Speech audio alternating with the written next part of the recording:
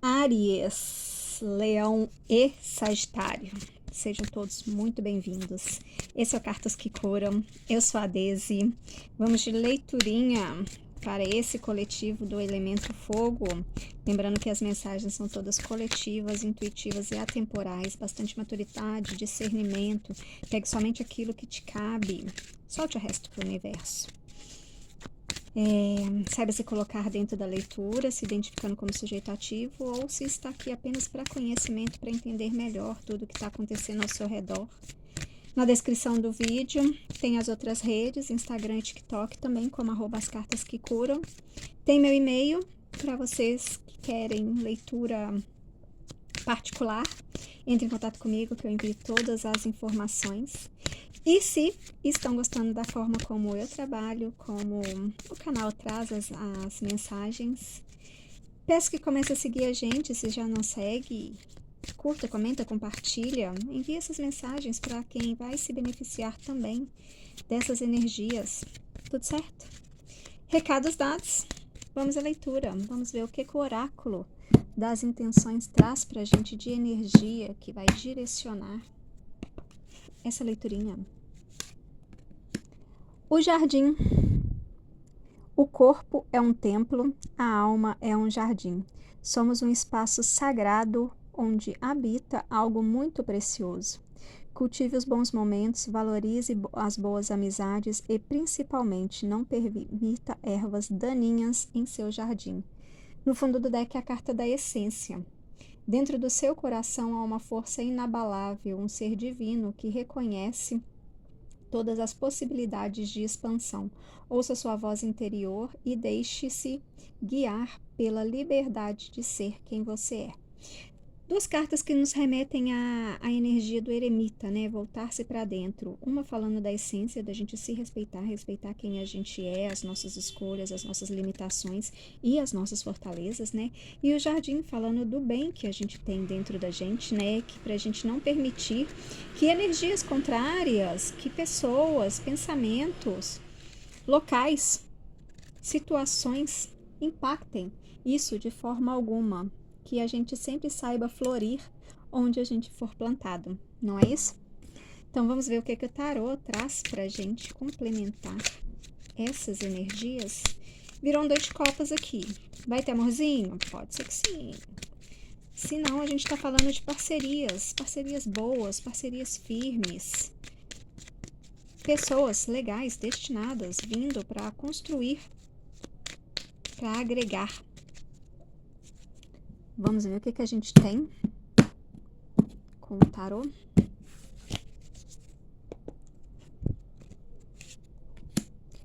Um pajem de espadas, o hierofante junto com o 7 de paus, o 8 de paus junto com o 10 de paus.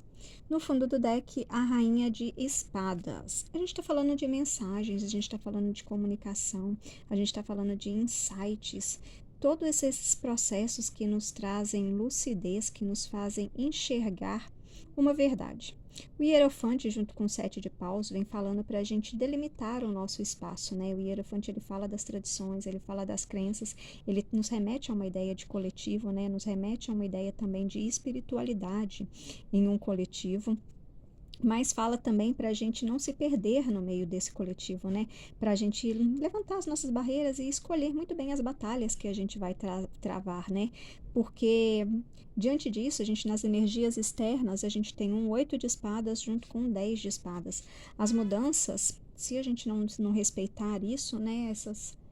Esse nosso limite, as mudanças elas podem vir para trazer, né? Um fardo. Não só trazer um fardo, né? Elas também podem vir.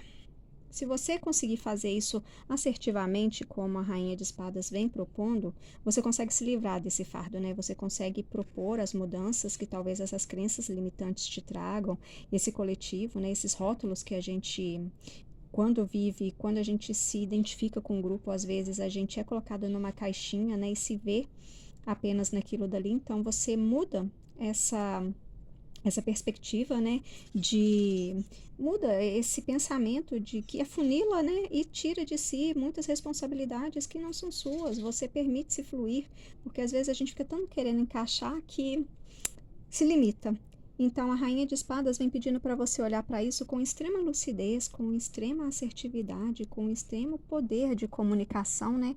Para você não se prender nesse cenário. O que a gente pode esperar de um futuro próximo dessa situação?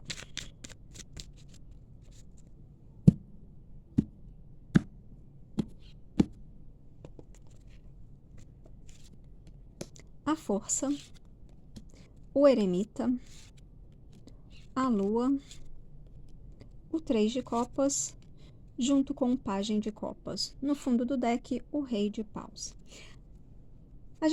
Essa situação no futuro próximo, né, vai pedir da gente muito autocontrole, vai pedir que a gente saiba domar também nosso leão, nossos instintos. Às vezes, se a gente vê que pisaram no nosso calo, né, estão exigindo demais, controle-se, respira. Saiba tomar umas decisões assertivas, né? O eremita vai pedir para você se voltar para dentro, encontrar as suas respostas junto com a lua, desses processos meio confusos, de se perder, né? Eu gosto da ideia de a lua trazer uma ideia de segue em tiroteio, né? Nem tudo é aquilo que é, a gente não sabe para onde que tá, para onde que vai, se perde no meio de muita coisa, que nem tudo que reluz é ouro.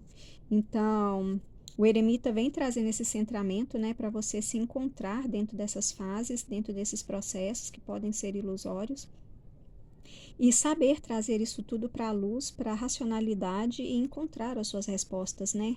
Diante disso, quando você faz isso, você tem situações muito mais leves se manifestando, né? O 3 de Copas, ele vem falando de situações de encontros, de leveza, de pessoas afins, né? Que querem curtir o momento e dessas pequenas oportunidades que são oferecidas para que você encare tudo isso com mais leveza. O Rei de Paus vem falando da extrema sabedoria que é necessária ter e do poder pessoal, né, de você usar seu magnetismo, usar esse poder pessoal, usar essa espiritualidade que esse Rei de Paus ele detém, né, e toda a sua força de vontade para fazer com que esse ciclo ele seja novo, ele seja bom, ele seja leve e fluido. Epa! Vamos ver o que o Oráculo Jardim dos Anjos traz de energia para encerrar essa leitura.